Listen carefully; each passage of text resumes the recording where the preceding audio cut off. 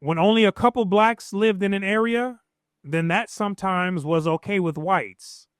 But once blacks flooded into an area and the whites had nowhere to retreat and their backs were against the wall, that's when they prepared for war.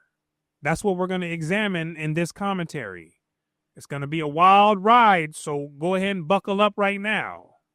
Now, the 1945 book that we're studying from is titled Black Metropolis, written by sociologists St. Clair Drake and Horace Caton. Integrity. The native-born middle-class white population is the group that sets the standards by which various people are designated as desirable or undesirable. Setting standards is a human activity that is part of a concept known as a social construct. This is where society itself creates the laws, the rules, and the standards rather than them being created by nature. And humans all have the ability to make our own complex worlds within the natural world. And part of the creation of such complex worlds is the choosing of what we like and what we dislike, what we value and what we do not value, what's appropriate and what's inappropriate, etc. What white Americans did was position themselves to have the world that they socially constructed become the official one of the country. And that's how they could set the standard on who the desirable and undesirable people were. The attitudes of this middle-class group are probably decisive in restricting Negroes and other groups to special areas of the city. Not probably, it was. These attitudes become translated into economic terms, and though the kinds of people the white middle class desires as neighbors do not affect property values adversely, their dislike and fear of other groups is reflected by a decline in the sales value of residential property when such people begin to penetrate a neighborhood. We're about to find out who these whites selected as desirable and undesirable, so pay attention. In Midwest Metropolis, such ethnic groups as the English, Germans, Scotch, Irish, and Scandinavians have little adverse effect on property values. So these were considered the more desirable people according to the standards set by the white middle class. And because of that, they didn't drop the property values in the neighborhood. Now watch this. Northern Italians are considered less desirable, followed by Bohemians and Czechs, Poles, Lithuanians, Greeks, and Russian Jews of the lower class. Southern Italians, along with Negroes and Mexicans, are at the bottom of the scale of middle-class white desirability. You already know who goes at the bottom, and that's implied in the name. Whites at the top, and Negroes, which means black, at the bottom, along with Los Mexicanos. These were the standards that the whites created. Nobody was born thinking like this, and the Negroes and Mexicanos didn't volunteer themselves to be placed in that position. The whites put them there, and the rest of the society accepted these as the gold standards, including Negroes and Mexicanos. That's what happens when you let people hijack your power and plant ideas into the garden of your mind that cause self-destruction. The areas in which these groups are concentrated become stigmatized as slum neighborhoods, and there is a tendency to blame the group for the condition of the area. Part of it was their fault, but also another part of it was not. One factor that complicates this whole matter of land values, for the areas in question are predominantly slums, is the fact that the undesirable groups usually inherit sections of the city that the older, more well-to-do inhabitants have abandoned, and thus the undesirable racial factor is so merged with other unattractive features, such as proximity to factories, poor transportation, old and obsolete buildings, poor street improvements, and the presence of criminal or vice elements, that the separate effect of race cannot be disentangled. The bad roads, old buildings, and poor streets were already there before these so-called undesirable groups moved in. And that's the responsibility of the city and the wealthier people who left. But once these groups took over the area, things like crime and vice became attached to the entire group's reputation. So the authors are saying that it's hard to tell what problems came from race prejudice and what problems were already part of those neglected neighborhoods. But in people's minds, it all got mixed together and pinned on the new residents. This is what they're talking about. Given the definition of an area and the people in it as undesirable, the expansion of the area will be resisted. If, however, individuals within it are able to change the telltale marks of poverty, name, foreign language, or distinctive customs, they may move out and lose themselves in middle-class native-born white neighborhoods. This is referring to the undesirable European immigrants, like the Greeks and Russians. Now pay attention what's being said here. If they were able to detach themselves from their undesirable reputation by getting rid of their name, language, and customs, then they could reprogram themselves to become white Americans and join the dominant group. This is what I've been telling you about how groups didn't understand themselves as whites when they immigrated here to the country. They had to drop their native identity in order to become fully fledged white Americans, because you're taking on a new consciousness at that time. So many of the whites you see today come from these types of backgrounds. And somewhere down their lineage, somebody made the full conversion into the white man. This, Negroes wearing the badge of color cannot do. Negroes had brown skin, so they couldn't slither off into the white society, because the society they created was hyper-focused on skin color.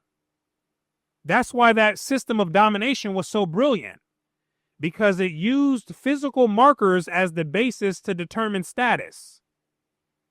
This was unlike before in history, where society was based on ethnicity or religion.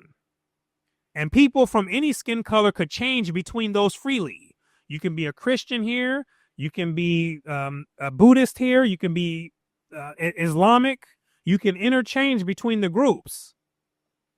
But you couldn't do that in the system they created. The system the European and the whites created made it to where everyone's position was fixed by skin color. And the Negro skin color was placed at the bottom. That was part of the standards created by white society, and the standards that you have to remove your mind from. Negro areas must either expand as parts of a constantly growing black belt or stagnate as deteriorating slums, because the third option of integrating into the white community was off the table. So they were left with those two options only.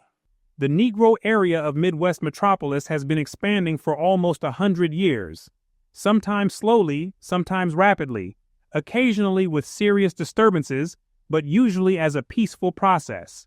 The expansion has taken two forms: a gradual filtering in of Negroes among the white population and mass invasion.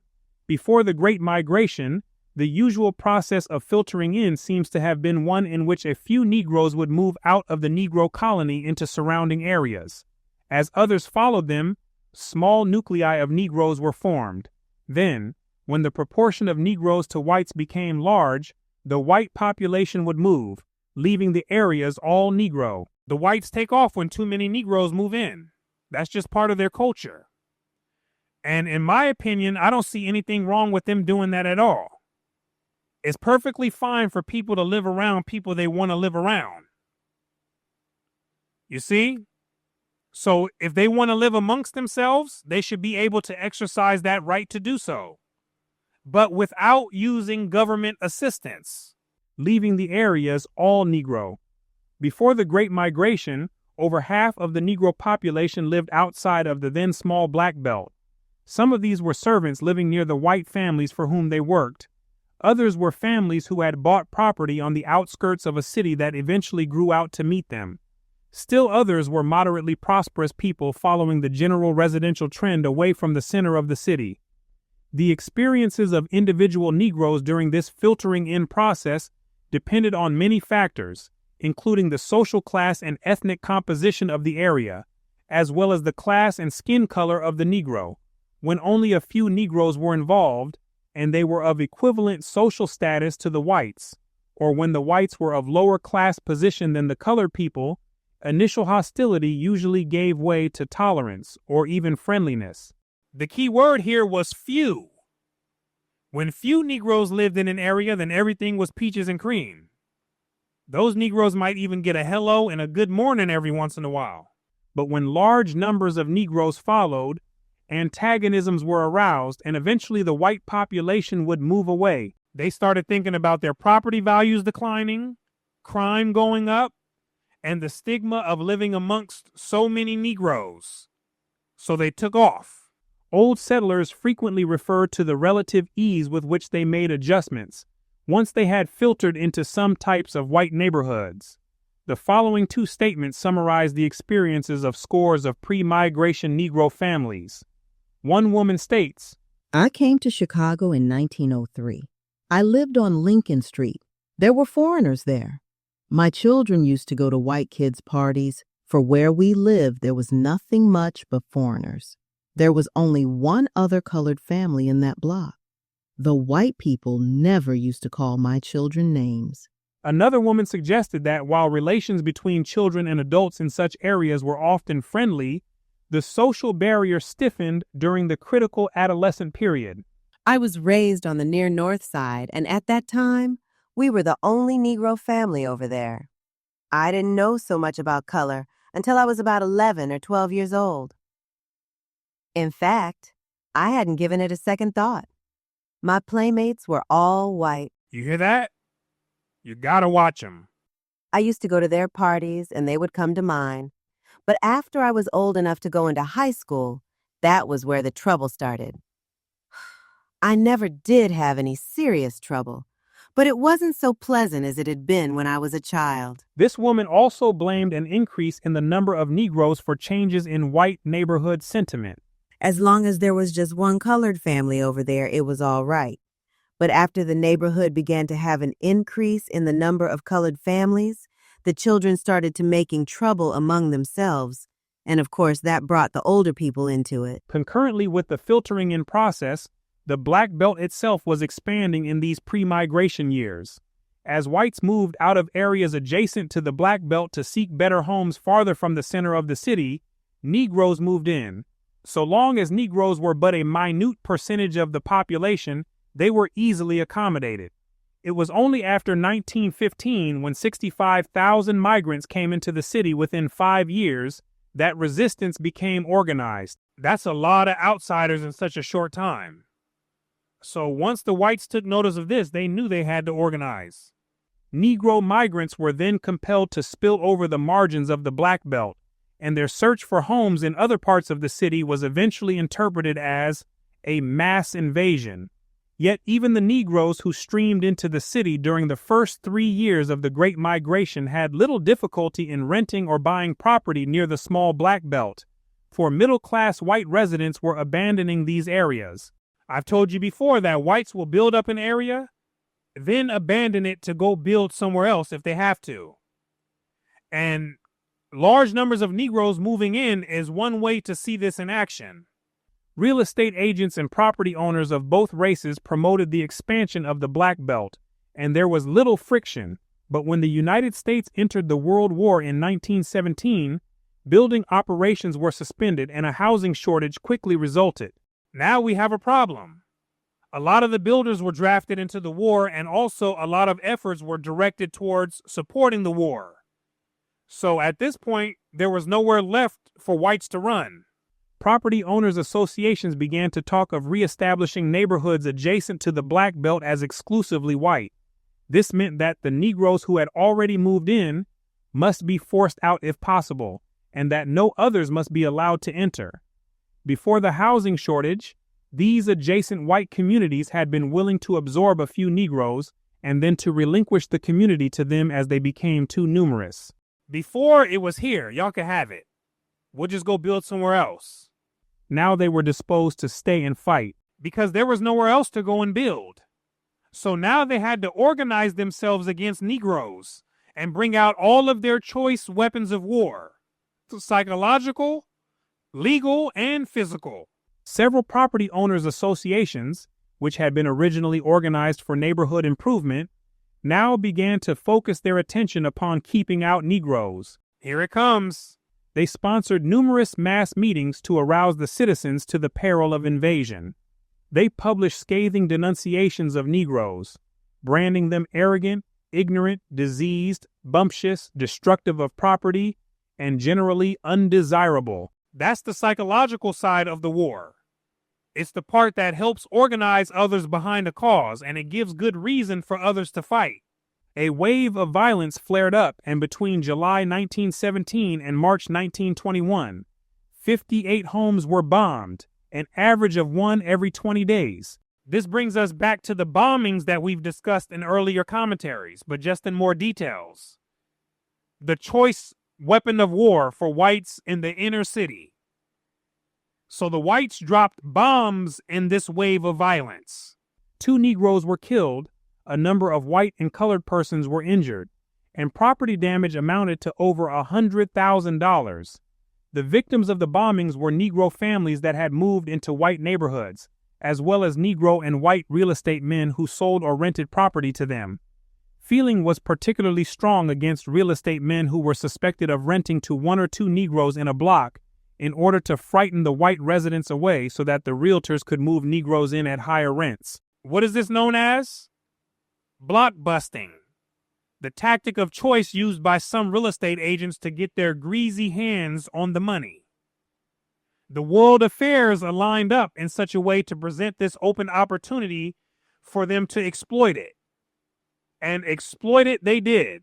The most widely publicized bombing case was that of Jesse Binga, the Negro banker and real estate dealer mentioned earlier. Binga was of relatively high social and economic status, and could hardly be accused of not knowing how to care for property.